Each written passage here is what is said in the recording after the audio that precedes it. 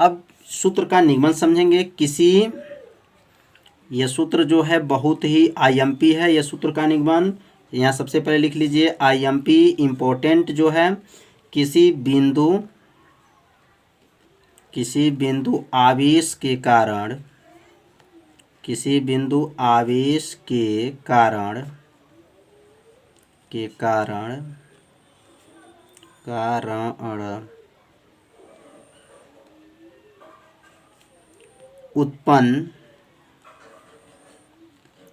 उत्पन्न वैद्युत क्षेत्र के तीव्रता,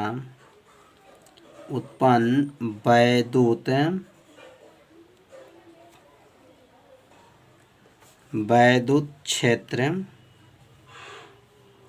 की तीव्रता का सूत्र का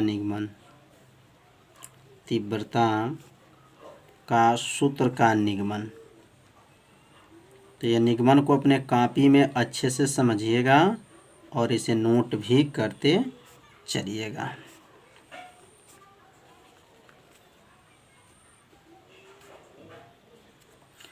अब जो यहाँ पे किसी बिंदु आवेश के कारण, मतलब इसमें आवेश के कारण मतलब आवेश रहेगा और उत्पन्न वैद्युत क्षेत्र के तीव्रता का सूत्र का निगमन। तो वैद्युत क्षेत्र के तीव्रता को ई से प्रदर्शित करते हैं। तो यहाँ पर तीव्रता का सूत्र का निगमन करेंगे तो पहले यहाँ लिखेंगे माना क्यू आवेश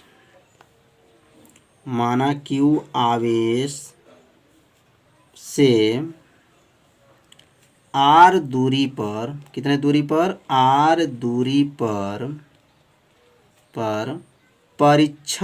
परीक्षण आवेश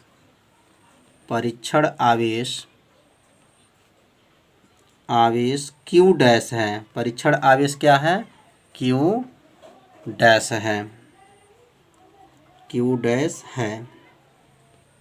तो माना जो क्यू आवेश से कितने दूरी पर, आर दूरी पर उत्पन्न जो है परीक्षक आवेश जो है, आर दूरी पर परीक्षक आवेश क्या है? क्यू डैश है। तो इसका मतलब जो है यहाँ पर एक आवेश पहले मान लेंगे, यहाँ पे आवेश क्या है? तो ये आवेश क्यू है और यहाँ से लेकर के और यहाँ पर एक आवेश और है, इसका नाम क्या मान ले रहे हैं? क्यू डैश मान ले रहे हैं। और ये कितने दूरी पर है? तो यहाँ से लेकर के यहाँ तक की दूरी को क्या मानेंगे? आर। तो यहाँ तक आर मान लिए हैं, तो यहाँ है। तो अब यहाँ लिखेंगे परीक्षण आवेश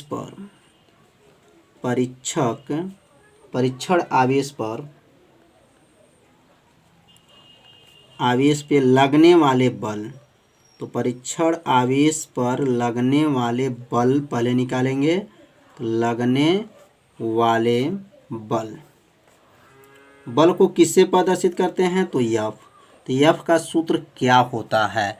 तो एफ बराबर सूत्र आप लोग पढ़े हैं, नहीं पढ़े होंगे तो प्लेलिस्ट में वीडियो है, कूलाम का नियम है। तो एफ बराबर सूत्र होता है 1/4 पाई होता है, एप्सिलॉन 0 होता है। यहाँ Q1 हो गया और यहाँ Q2 हो गया बटा आर स्क्वायर हो गया। यह किसका सूत्र है? तो कूलाम का सूत्र है। अब इसी में मान को रखेंगे तो एफ बराबर क्या हो जाएगा? 1/4 पाई एप्सिलॉन 0। अब यह Q1, तो Q1 का मतलब पहला आवेश क्या है? तो पहला आवेश क्या है? Q है। तो यहाँ लिखेंगे Q गुणे और यहाँ लिखेंगे Q2 कितना है? तो Q2 जो है Q डैश है बटा और R जो है तो दूरी R ही है तो R का स्क्वायर है। तो समझ में आ गया होगा यह कैसे बना। यह बराबर 1/4 पाई एप्सिलॉन 0 Q गुणे Q डैश, यह Q1 का मान और यह जो है Q2 का मान बटा क्या हो गया? R स्क्वायर हो गया। समीकरण नंबर इसको क्या मान लेंगे? समीकरण नंबर 1 मान लेंगे। तो समझ में ये आ गया होगा।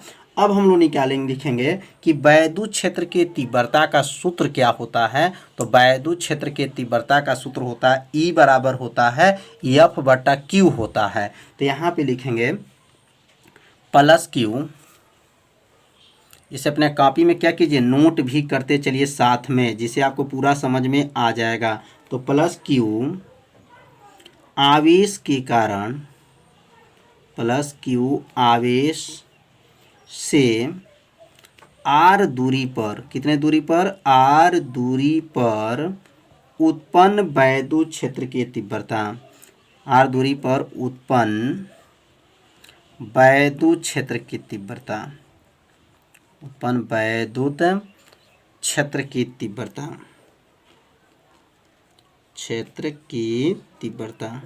तो इसका सूत्र क्या होता है तीव्रता का, तो तीव्रता का सूत्र होता है E बराबर होता है F बटा Q होता है। तो यहाँ पे लिखेंगे F बटा Q डैश लिखेंगे।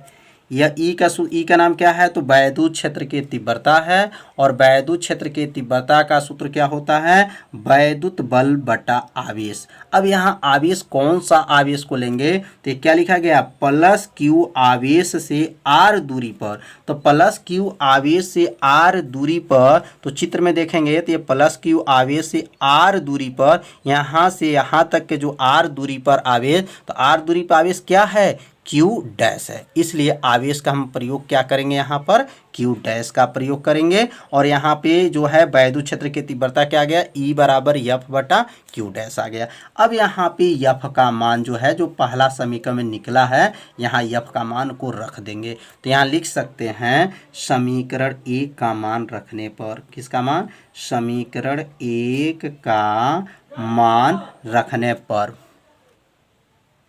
1 का मान समीकरण, या इसको समीकरण 2 भी मान लीजिए, समीकरण 1 का मान समीकरण 2 में रखने पर, 2 में रखने पर।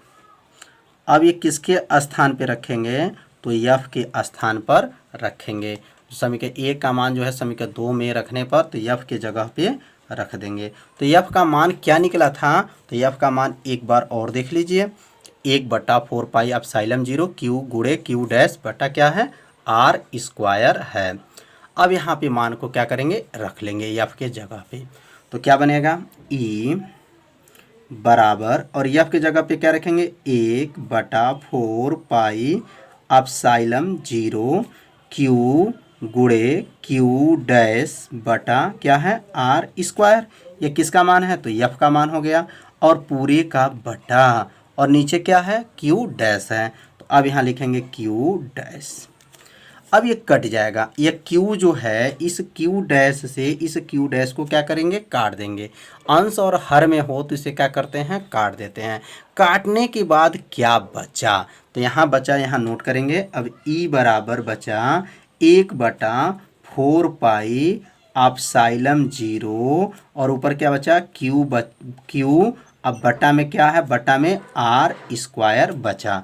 तो E बराबर आ गया 1 बटा 4 पाई एप्सिलॉन 0 Q बटा R स्क्वायर।